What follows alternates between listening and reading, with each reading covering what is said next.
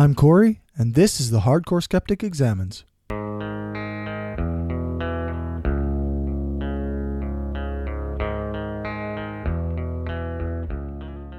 Hey folks, so first I just want to start off by apologizing for the lateness of this episode. As usual, I seem to have more work to do than I can handle, and that includes extra days driving truck and then having to make up that time on the brainstorm and spending time with my family. So this episode is about a week late, probably. Enough excuses though. This is the 7th episode in my social justice. At this point, I'm running out of anti-sjw interviews, but some of my pro-social justice interviews are going to be a bit more specialized, so they're more focused on specific arguments. This is one of those. Ari Stillman is a co-host on the Gaytheist Manifesto, the SJW Circle Jerk, and the Cis Are Getting Out of Hand. I think that's what it's called. They are a well-known personality in the skeptic and atheist podcast community and have appeared on a number of other shows as a guest. They also happen to be educated in psychology and have experience in dealing with therapists, PTSD, and trigger warnings. I hope that this interview can give some people who may not have experienced this perspective a bit more insight as to what PTSD actually is and why trigger warnings aren't the end of the world. So that's about all I have to say about that. Here it is, my interview with Ari Stillman.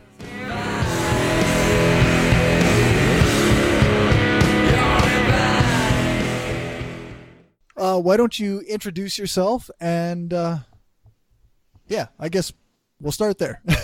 Okay. Well, my name is Ari Stillman. I'm the best known for being the co-host of the Gaytheist Manifesto with Callie Wright, which is podcast exploring the intersection of the atheist movement and the LGBTQ rights movement. So we talk a lot about trans issues mostly because we're both trans, so that's really important to us, especially in the climate that we're in now. I also do a little side podcast with Jeremiah Traeger called the SJW Circle Jerk. Nice. Which we just put out pretty much whenever we feel like it, whenever we have time. It usually ends up being like every 2 weeks or so. Just talking about pretty much whatever we want to talk about, because that's something that the atheist movement desperately needs, is more podcasts with two people just talking about whatever. We thought there was a really big hole in that genre, and we wanted to bring that service to our community. So for sure, we do that. Yeah. And I guess I'm here to talk about PTSD and trigger warnings. And my qualifications in that area are I have a bachelor's degree in psychology. I am starting my master's degree this fall in developmental psychology, doing research on how children develop mental health disorders. And I have PTSD. So there you go. Okay. Personal experience and education. That's absolutely perfect. Yeah. So I guess most of these conversations, I start with the question, what is social justice? But because I want to focus more on trigger warnings with this, what is a trigger warning?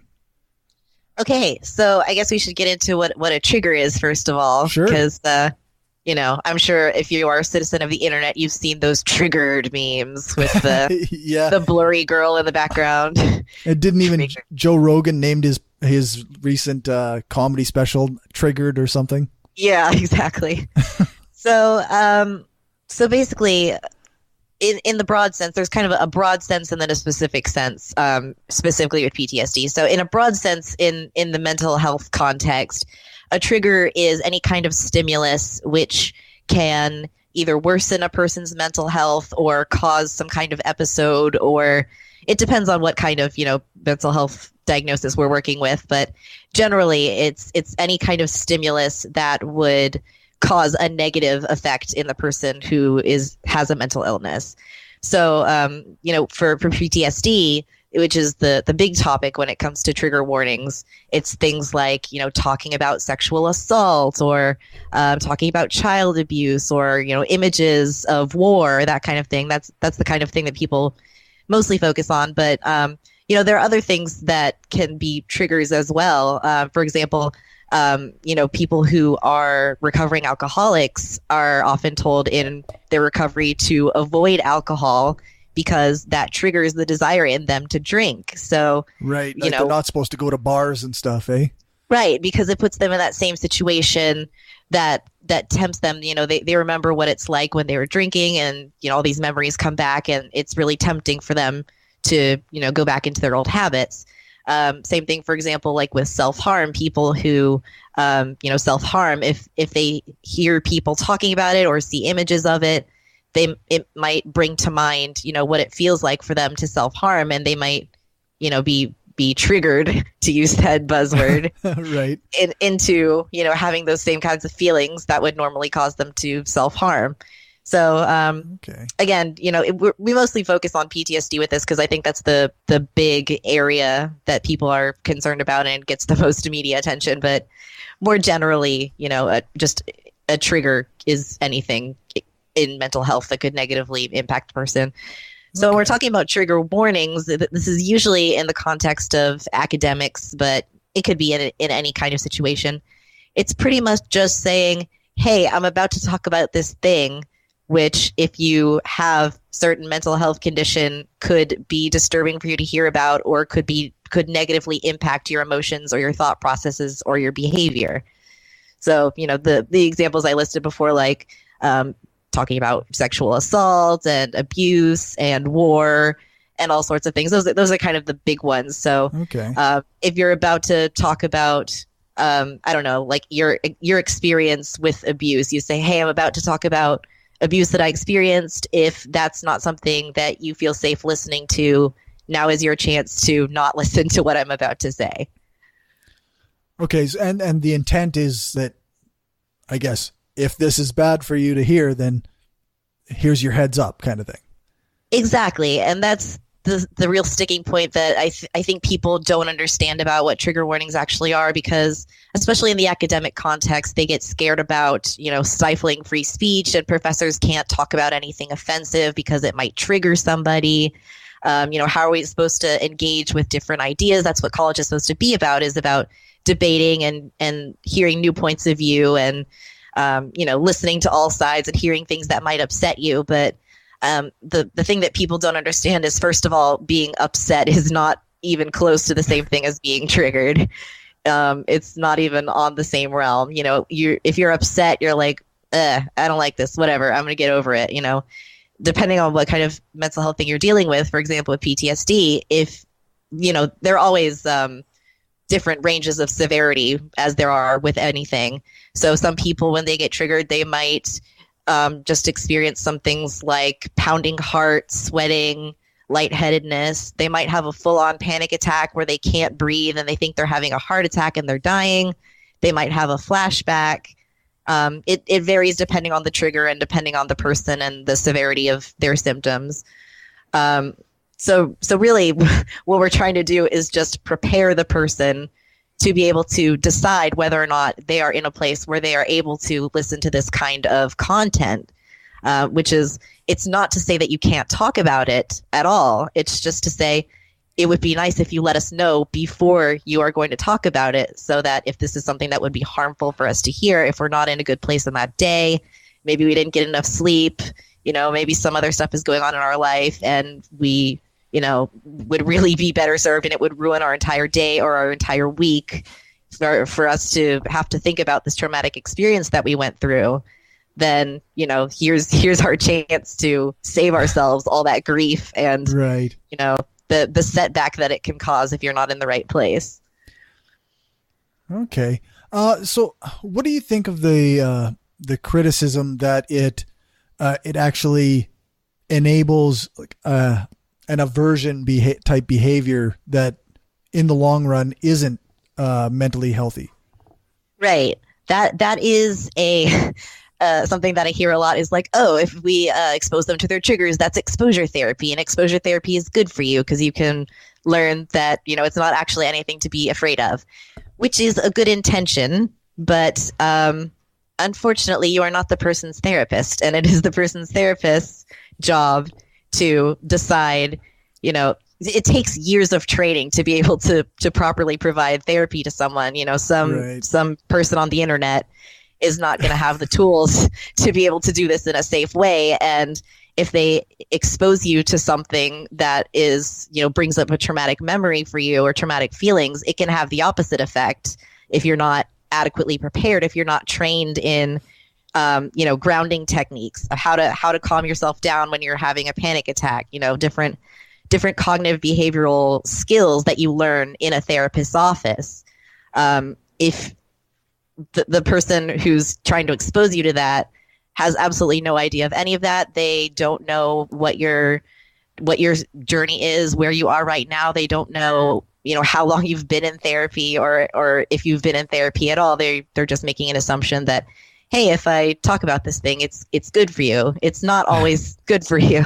It's therapy is a thing that requires a lot of training, like I said, and there are specific steps that need to be followed with your mental health professional. So it's just giving the person the opportunity to decide for themselves if they are in a place to be able to handle that trigger at the moment, hopefully working with their therapist if they're in a place where they have access to that, which is another huge problem. But, the person can work with their therapist to decide when it's safe for them to be exposed to certain triggers and what to do when they experience, a flashback or a panic attack or whatever it is. So it's just not blindsiding them. If, like, for example, there was a topic, the atheist community always gets on these topics that make the rounds on every show for 2 or 3 weeks and then kind of, peter out. Right. And there was one topic in particular a few months ago that was really triggering to me personally. And Jeremiah listens to a lot of the same podcasts that I do. And he said he listened to a podcast before I did. And he said, hey, at this point, they talk about this topic, just letting you know. And so I decided not to listen to the podcast that week because I was warned about what the topic was. And then another time, that was a few weeks later, I was feeling a lot better about the whole situation and I was able to handle it. And he listened to another podcast before I did it. And he said, hey, they talk about this topic again at this point.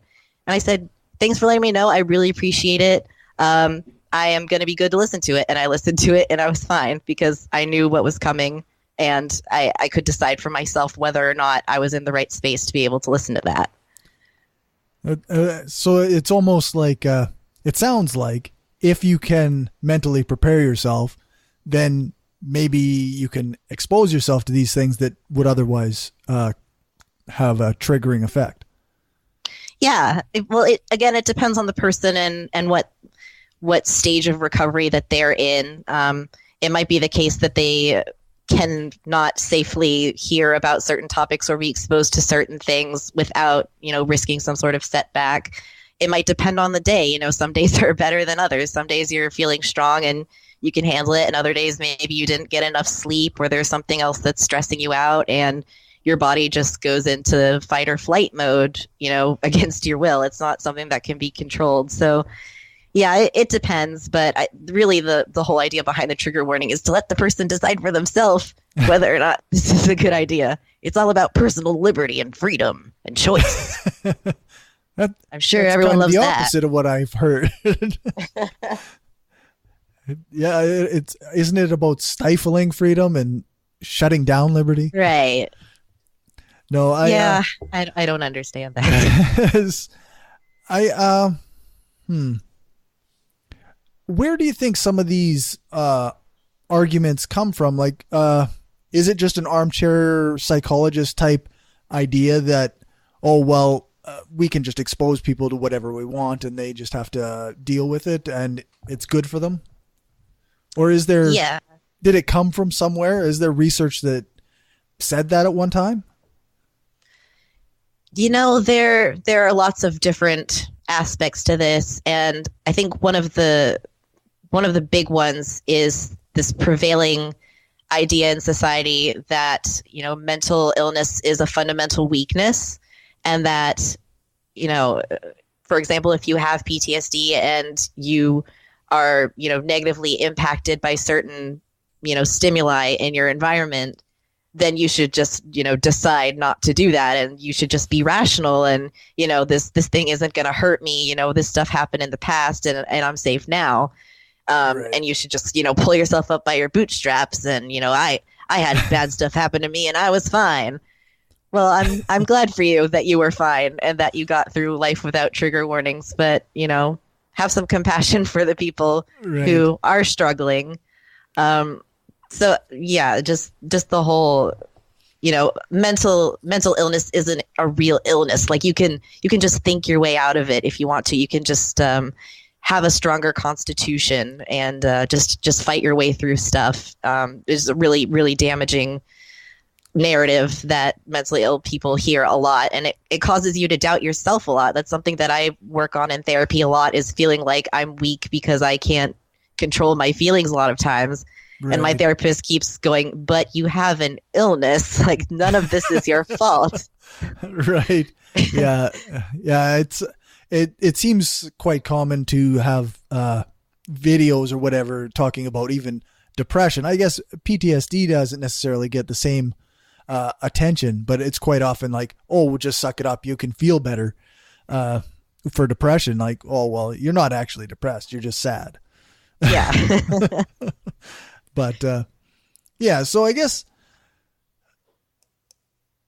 from your educational background, are trigger warnings considered the norm for, or is it considered the best way for people to interact with the world from, I guess, the psychologist's perspective?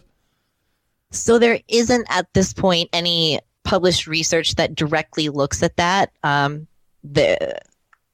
sure it's probably in the pipeline because this has been a big topic. But in psychology, it takes a long time to do these sorts of studies and to get them published. It can take several years for stuff to actually get published once it's conducted.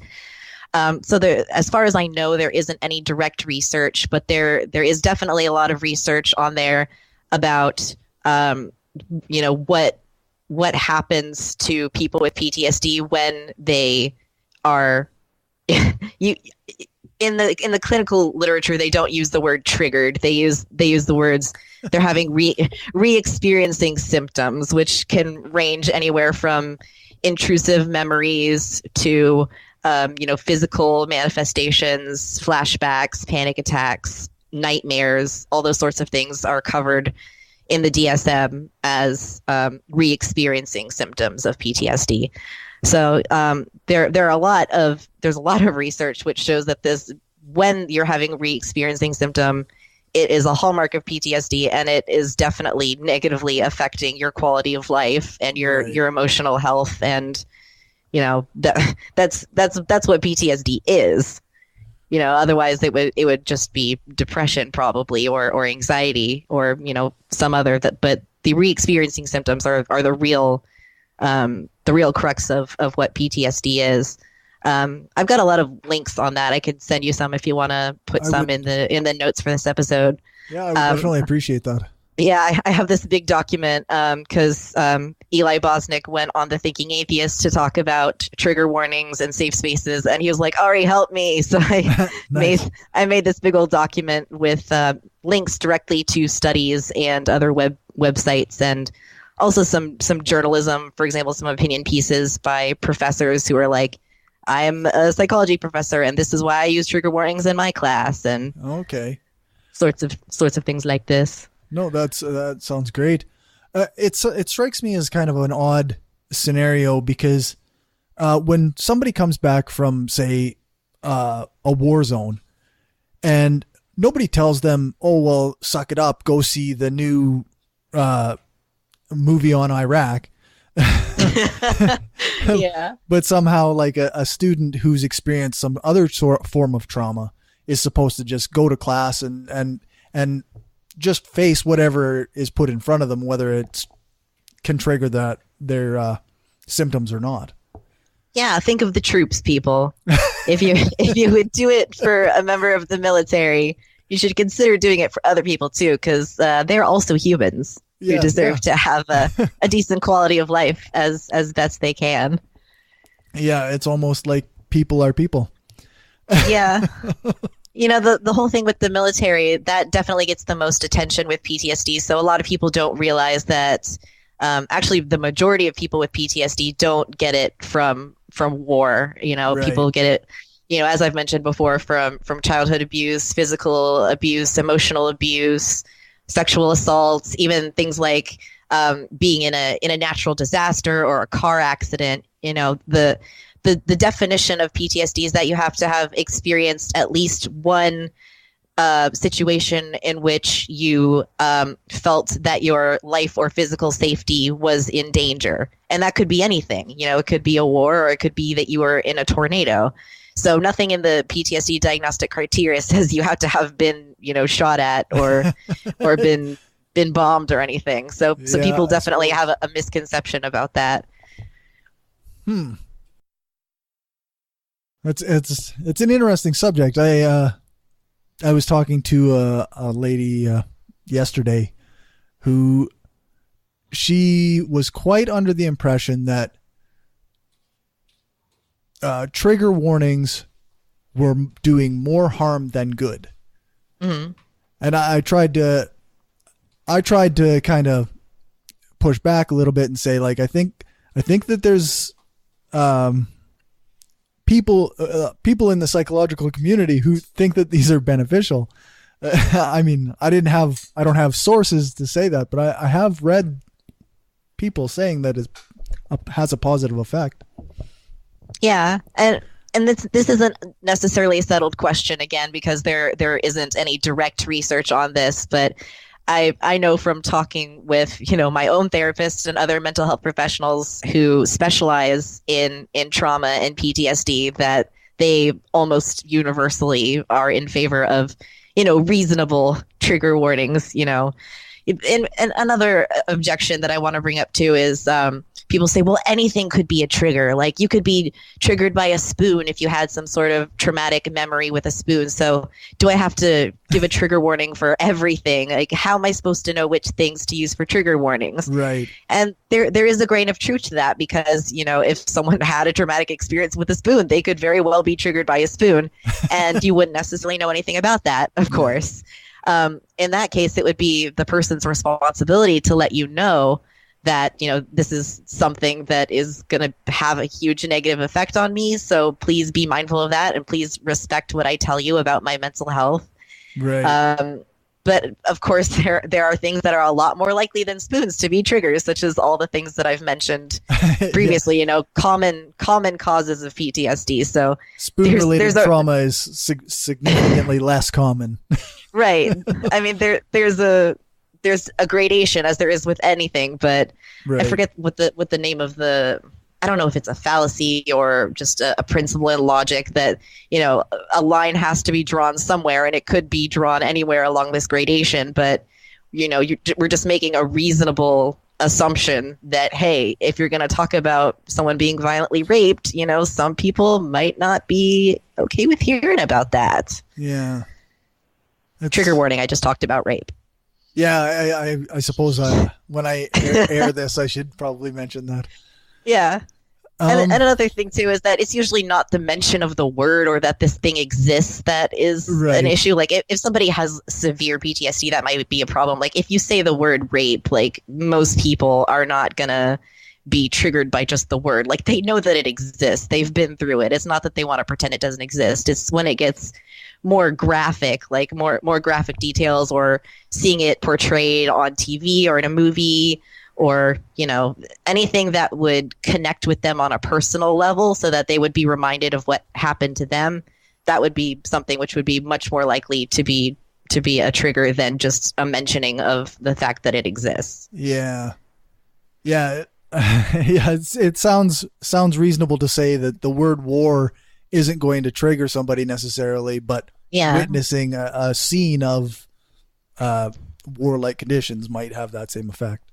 Yeah. Or whatever other scenario there might be, not to exclude other scenarios. One that you hear a lot about is fireworks, because the popping noises can sound a lot like gunfire, and for people who have been in active war zones, that brings them back to times when they were surrounded by gunfire and their life was in danger. So that's a trigger for them.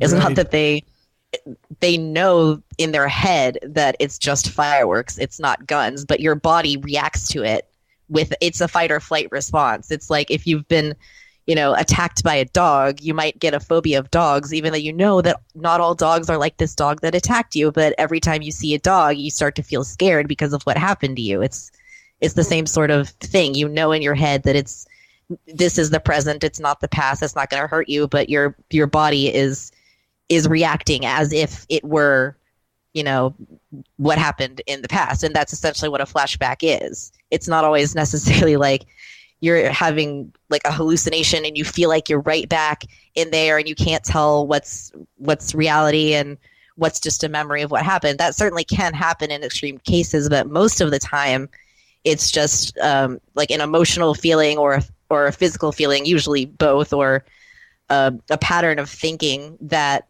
has you feeling like emotionally and physically like you're back in that place. So again, more myth busting here. Busting the myths left and right. Right on. Do they know what's happening in a person's brain when they're experiencing a traumatic flashback? I suppose it would probably depend on the severity, but I haven't read any research on this. I'm sure there is some. It might be hard to induce a flashback in a person while they're in an fMRI machine, yeah. But I would imagine that you would, see a lot of activity in emotional centers of the brain for sure, right. And I'm sure. If I'm not mistaken, there is research showing that people with PTSD and other anxiety disorders have higher base levels of cortisol, which is a hormone that's associated with stress and can have negative effects on your body. So, okay. It's science. It's right. The brain. Everything is the brain. Everything is the brain. Yeah. There's no emotions and then the brain. Like emotions are part of the brain. Everything that you experience is experienced in your brain. Yep, for sure. I guess quite often people put the ideas of trigger warnings and safe spaces in the same context. Is there a relation between the two? Vaguely.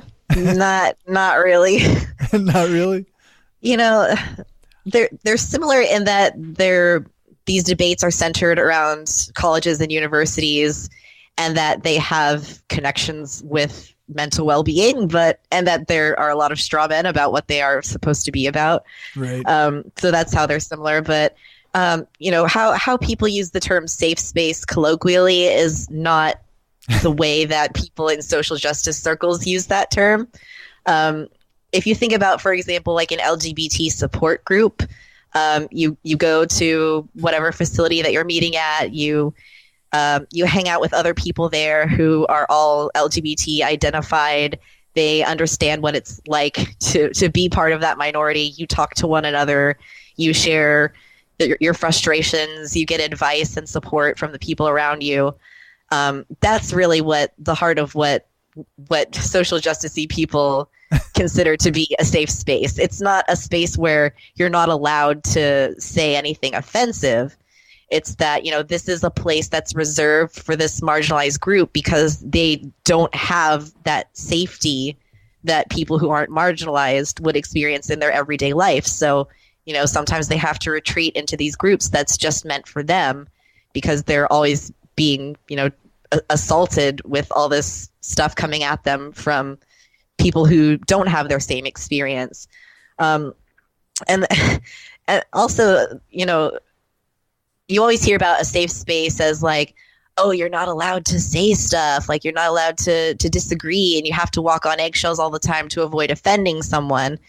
And that's almost the opposite of how a safe space actually works. The idea of a safe space is that when somebody says something that is incorrect or offensive or harmful or whatever term you want to use, they get politely challenged on that. And the idea is to actually have a discussion about that, within boundaries. When things get abusive or, when there's yelling involved or, of course, we don't want any physical fighting to be happening because this is supposed to be a support group. Right. That's when they reserve the right to say, okay, you are disrupting the environment here. You're disrupting this sense of community that we're supposed to have. So we're going to politely ask you not to come back to this space because you're ruining it for everyone else. It's the same kind of thing in any social circle. If somebody is being antagonistic. If somebody's, hurting people's feelings on purpose because they think it's funny or whatever's going on, you don't want to hang out with that person. They have a right to be able to say it, but you also have a right to say, I don't want to associate with you. So it's not, it's not actually imposing on anybody's actual freedom of speech, as some people like to say. Exactly. And I have been in lots of groups that use, so-called safe space rules. And the idea is if somebody says something, you say, hey, like, I disagree with what you just said, or what you just said was incorrect. And you have a polite discussion in front of the rest of the group about that. So you're fostering discussion, you're encouraging discussion about this, and hopefully you come to an understanding, or the person realizes that what they said was wrong, and they decide that they're going to try and work on that and think about that in the future. Or the person who was offended or triggered or whatever by what they said realizes that that's not actually what they meant, and they come to a better understanding. So the whole point of it is to foster a healthy, non-abusive conversation. And of course, like any group, they reserve the right to kick people out if they're being assholes. Right. It sounds like I just was talking to a social scientist the other day, and he's talking about his classroom, and it sounds like this social justice type mentality isn't about stifling conversation the way some people seem to portray it. It's almost like it fosters a more civil conversation where ideas can almost be spread in a better way. That's the way we see it anyway. The people who are against trigger warnings and safe spaces, like we've been talking about, for the most part, have never experienced what these things are like. They've only heard about what they've seen in the media about, whiny college kids complaining that their professor is, assigning a book that has physical violence in it or something, and they want to be able to get an A in the class without reading the book. And, I think stuff like that does probably occasionally happen, but that is just so not what we're about at all. Is that just so far out of the realm of norm for these ideas that is it easily dismissible, or does one have to address those things in some way? It might be different since I've been an undergrad. I graduated in 2014. So there's been some progress since then in social justice-y things. I graduated a little before this topic kind of took off. So I'm not sure what things are like in universities now, but from my personal experience and from talking to people who are currently in college or recently graduated, this stuff is not really anything common at all. And if it is, then most reasonable people on any side of the argument are saying, yeah, that's not a reasonable thing to expect. Like you can't not talk about these subjects in class. There are reasonable expectations that you have for trigger warnings, which is to say, hey, I'm about to talk about this thing. Maybe if for mental health reasons you can't participate in a discussion or an assignment, you can go and get a note from your mental health provider, and I'll provide you with a different assignment for you to do that would accomplish the same sorts of things. I think those are reasonable accommodations as universities are supposed to provide for people with any kind of disability, whether it's a physical, or a mental health disability. You're supposed to provide reasonable accommodations for your students so they can succeed. Right. And I think trigger warnings are helping people with mental health concerns, especially PTSD, but any kind of mental health concern, to be able to succeed, because they're not going to be a good student if they're having a panic attack in the middle of class. Right. That's not going to be conducive to their learning if, they have a huge slide because of something that they were exposed to in class that they weren't ready for, and they might even have to have a short hospital stay depending on how serious it is. So we're just trying to help people be better students, because they deserve to be able to take part in university just like anybody else. Humanism, yay! Yeah, It sounded pretty reasonable the way you said it to me. So I can't wait to be called a regressive cuck. It's going to be awesome. Yeah. Well, I'm just waiting for it. I haven't had it happen yet, but I'm waiting for the time when I have one of these conversations and somebody actually is willing to say, like, call me a cuck over. Yeah. Like, I'm just waiting for it. But yeah, I look forward to being told that I am incorrect about what I believe, and that social justice people actually believe this. Oh, that's weird, because I'm really involved in social justice stuff, and I don't know anyone who believes that. But okay, random guy on the internet, I'm sure you know what you're talking about. I'm encountering a lot of people who seem to have examples of individuals abusing, say, trigger warnings or safe spaces, or the idea of safe spaces, or even like examples of members of Black Lives Matter being racist, or examples of women being sexist or whatever. Like, and it's always these examples that are, and they use that to almost try and what's the word I'm looking for? Tear the whole thing down, like kind of eliminate all social justice because these examples of bad behavior. Oh, I've got a great example of that, of how the media is unfortunately really playing into this narrative. So I saw an article, it was probably like 2 months ago or 3 months ago or so. It was from, I think it was from The Guardian, or from some quote unquote objective news source that is, just reporting the facts. And it wasn't an op-ed or anything. It was, supposed to be a strict reporting piece, right? About how students at a university, this is the way that they phrased it. They were threatening, I can't remember what they were threatening, but basically they were complaining to the school that they didn't want to learn about white philosophers in their philosophy class, and they only wanted to learn about Black philosophers and Asian philosophers, and the article was spinning this like, oh come on, like this is taking this way too far. Of course there are white philosophers who have made great contributions to schools of philosophy. Of course everybody knows that, and these people are being ridiculous and they're going overboard. And so I was intrigued by this, so I looked into it, and it turned out that this only applied to one class, and this was a class that students in Black and Asian studies were taking, which was supposed to be a philosophy class for them. And they didn't like the fact that almost all of the philosophy that they were being taught in this Black and Asian studies class was from, white people. Right. They're like, hey, we're paying you to learn about Black and Asian studies. And we're taking this class because that's what we want to learn about. And, we're reading about, Plato and Nietzsche and whoever. Right. This is not what we paid for.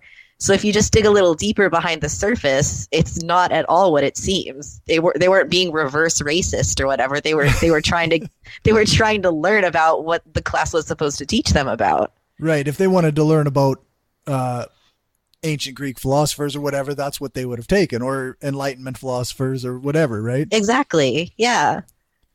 Yeah. So they were just upset about the lack of representation in this class of what they were supposed to be taught about. Right. It makes perfect sense if you actually look into the details of what's going on, instead of just seeing the headline about how these students are being reverse racist and they're taking things way too far and, having their safe space and demonizing the poor white men. Yeah. It's us poor white men, I tell you.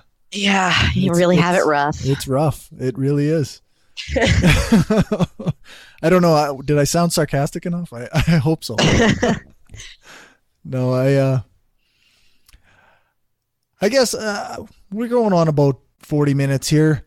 What's something that you wish people knew about trigger warnings, safe spaces, or social justice that maybe is really misrepresented in social media these days? Oh man, there's so much to talk about. I don't know. We've already covered so much of it.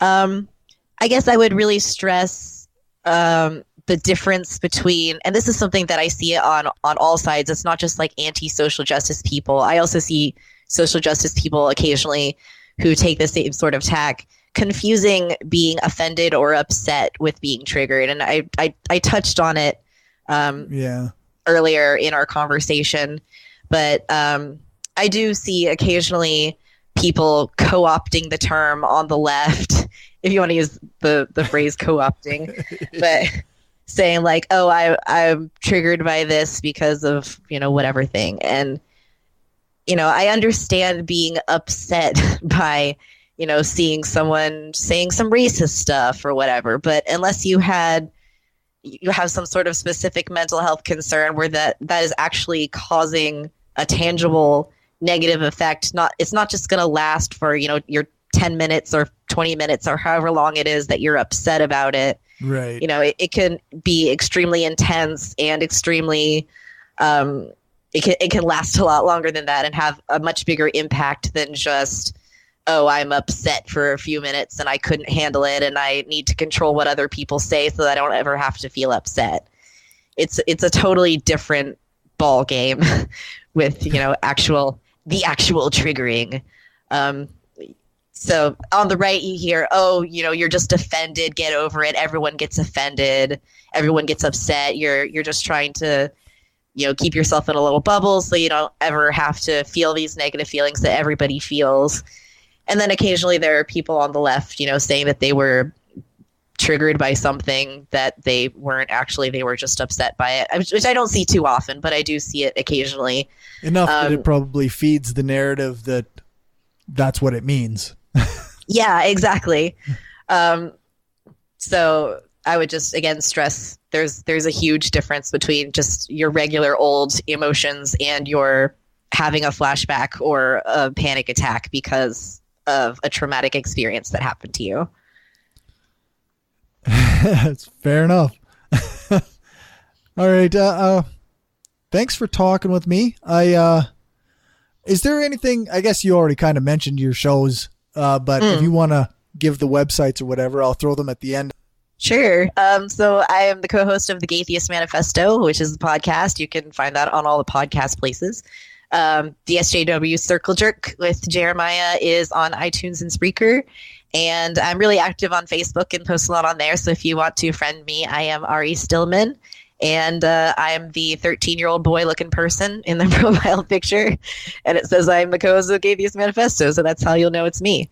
And I'd be happy to answer any questions that people have or provide resources. And I'll send you my list of links that I have. Perfect. So there you go. Hit me up with your questions and whatnot. And don't be abusive because I'll get triggered. Actually. That's some PTSD humor right there. That's how you actually do it. Right. Well, thanks very much for talking with me. Yeah, thanks so much for having me. It's fun to do the edumacations. Yeah, well, I like learning. So. Learning is fun. Knowledge is power. Right on. Thanks again, and have a good one. Yeah, you too. Thanks.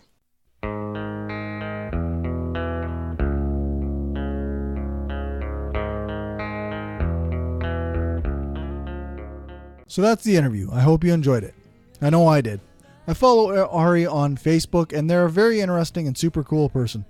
If you don't do anything except listen to them on the Gaytheist Manifesto, then I suggest you do that. It's a great show anyway. Ari's other shows are, as I said in the intro, the SJW Circle Jerk and the Cis Are Getting Out of Hand, and I'll try to link those in the show notes. There's not a ton to say. I've got some links for resources in the show notes, but as Ari said, there aren't any studies that have been completed on the subject of trigger warnings yet. But based on this interview, I think that they're a good idea, even though the jury is still out on the evidence-based side of things. I have a few little notes here. First off, I thought it was extremely valuable that Ari defined what a trigger was and made the differentiation between being triggered and being offended. Quite a bit we find that the two are used interchangeably, so that in a colloquial sense, triggered now means offended, even though that's not what it means when people who are involved in social justice use it. it seems apparent to me that when one uses the definition of a trigger as something that can incite a type of psychological episode where somebody re-experiences their trauma, then it seems that we're left with only two options. And one is to either use trigger warnings so that people aren't re-traumatized, or we don't use trigger warnings and these people simply don't have the same access to education as people who don't have PTSD. You might remember my interview with Randy Tyson, and he kind of condescendingly gave me an F for skepticism when I said that trigger warnings are for people with PTSD, but I think that this entire interview is kind of a refutation of his argument. Sometimes people with mental illnesses need special accommodation in the same way that we build ramps for people with wheelchairs.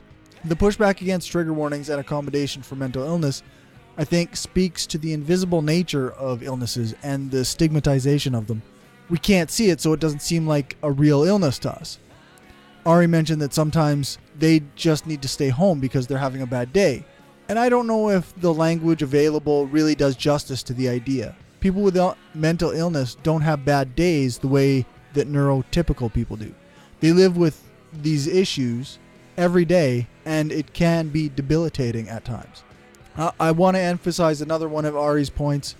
They mentioned that exposure therapy shouldn't be administered by untrained people, and some of the anti-trigger warning rhetoric seems to be centered on the idea that exposure helps and avoidance is bad. And that's partly true. Controlled exposure after learning coping skills is helpful, and on some level it is necessary to go through this step in order to achieve a better mental health. This isn't the same thing as being exposed to a trigger without a warning in an uncontrolled environment, though. This view of exposure therapy, where one learns the skills and tools to deal with their trauma, seems to me to fit quite well with the concept of trigger warnings. I imagine there will be studies done to determine this eventually, but for now, this seems good enough for me to administer trigger warnings or to use trigger warnings. So that's pretty much all the notes I had. We joked about being called a cuck, and it's funny because I have been called a cuck multiple times now on Twitter, so I think that's hilarious. Ari mentioned the group of students who wanted to learn about African and Asian philosophers other than European philosophers in their African and Asian studies class or school. Yeah, in their African and Asian studies philosophy class. I covered this a little bit when Randy and I talked, and that link will be in the show notes. Is in the show notes for the interview with Randy. I want to thank Ari again for coming on. They were super cool and actually seemed excited for the project the way I originally planned it. So I apologize for changing strategies in the time after this interview. So like I said before, you can find Ari by listening to any of their shows linked in the show notes, and I recommend you do. You can find more of these episodes at Spreaker.com/show/thehardcoreskepticexamines. You can find me on iTunes, Stitcher, or Google Play, and just about anywhere else you can find podcasts. Make sure to follow me on Twitter at Hardcore Skeptic and like my Facebook page, facebook.com/Hardcore Skeptic. If you want to support my work, you can become a patron at patreon.com/Hardcore Skeptic. Thanks very much to the patrons of this project. Chris Watson of the Podunk Polymath podcast, Marissa Alexa McCool of the Inciting Incident podcast, and Trav Mamone of the By Any Means podcast. Remember to check out my other show, The Brainstorm Podcast, at thebrainstormpodcast.com and brainstormblog.net. Positively Skeptical, the show me and Gummy were going to do, is put on the back burner for now. But we've been batting some ideas around for a different kind of show, so stay tuned. We may have updates about that. So thanks for listening, and remember, the truth matters.